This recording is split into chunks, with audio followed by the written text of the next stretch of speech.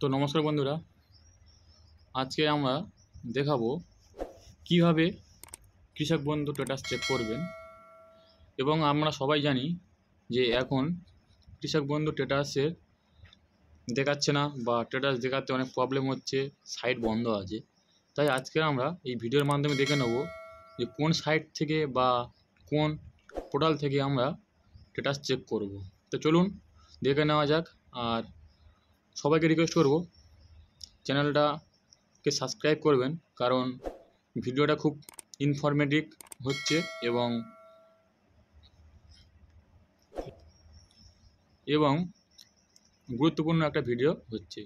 তা চলুন দেখে নেওয়া যাক যে কীভাবে আপনি আপনার হাতে থাকা স্মার্টফোন অথবা ল্যাপটপের মাধ্যমে কৃষক বন্ধু স্ট্যাটাস চেক করবেন।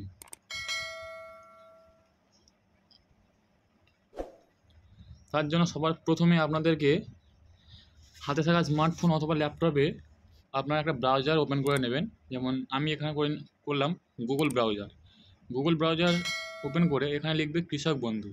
কৃষক বন্ধু লেখার পরে আপনারা সার্চ করবেন, করলে আপনাদের সামনে ঠিক এমন একটা পেজ চলে আসবে। আসলে প্রথম যে পেজটা এসছে দেখুন, কৃষক বন্ধু বলে লেখা, এই যে পেজের উপরে আপনারা টাচ করবেন। টাচ করার পরে ঠিক আপনাদের সামনে এমনভাবে একটা পেজ ওপেন হয়ে চলে আসবে।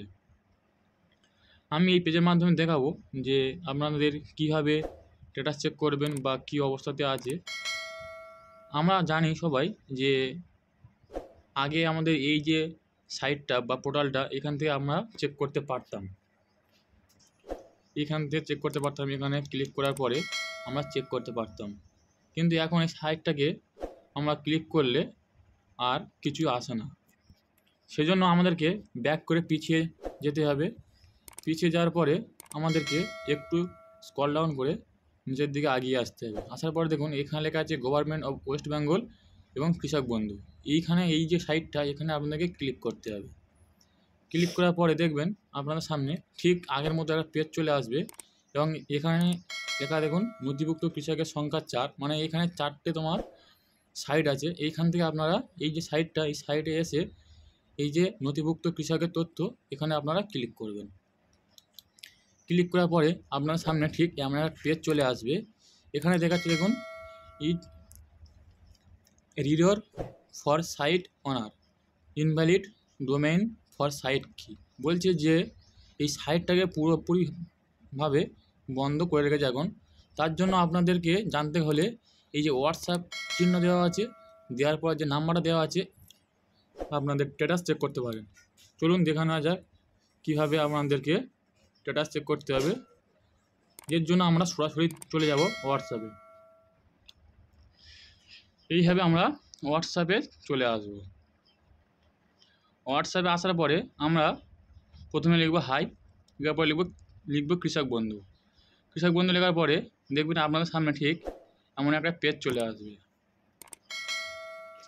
আপনাদের সামনে এরকম চলে আসবে, নমস্কার, কৃষি বিভাগ, পশ্চিমবঙ্গ সরকার আপনাকে স্বাগত জানাই। এবার এখানে বলছে আপনি কোন ল্যাঙ্গুয়েজ আপনি দেখতে যাচ্ছেন, ইংলিশ না বাংলা।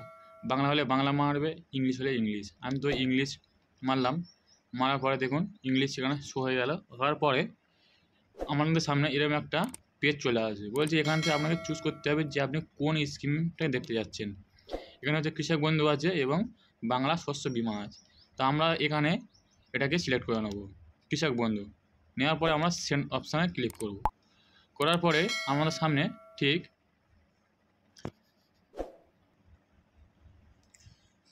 ঠিক এমন একটা তথ্য চলে আসবে। এবারে আসার পরে এখানে আমাদেরকে তথ্য নির্বাচন করতে হবে। এখানে বলছে অর্থ প্রদানের তথ্য, আপনার কেবিআইডি। এবারে এই যে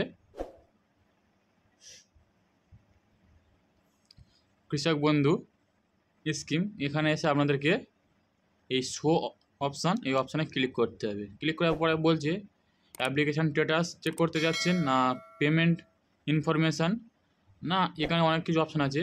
তা এখানে আমাদের মেন প্রশ্ন হচ্ছে আমরা চেক করব অ্যাপ্লিকেশান স্ট্যাটাসটাকে আমরা ক্লিক করে নেব। নেওয়ার পরে আবার আমরা সেন্ড মারব। মারার পরে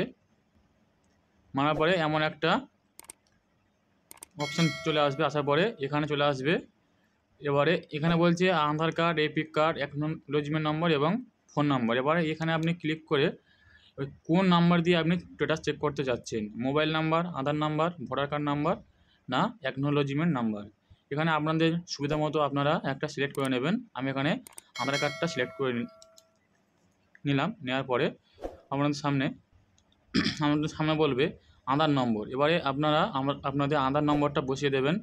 দেওয়ার পরে আপনারা কিছুক্ষণ অপেক্ষা করবেন, করার পরে দেখবেন আপনাদের সামনে স্ট্যাটাস শো হয়ে আসছে। তাই এইভাবে আপনাদেরকে স্ট্যাটাস চেক করতে হবে।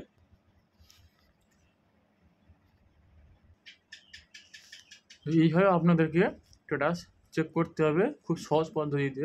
এবং এই ভিডিওর মধ্যে যদি আপনাদের কোনো জায়গায় কোনো ভুল হয়ে থাকে বা কোনো জায়গায় যদি বুঝতে অসুবিধা হয়, তাহলে অবশ্যই আমাকে কমেন্ট করবেন, আমি আপনাদেরকে সম্পূর্ণভাবে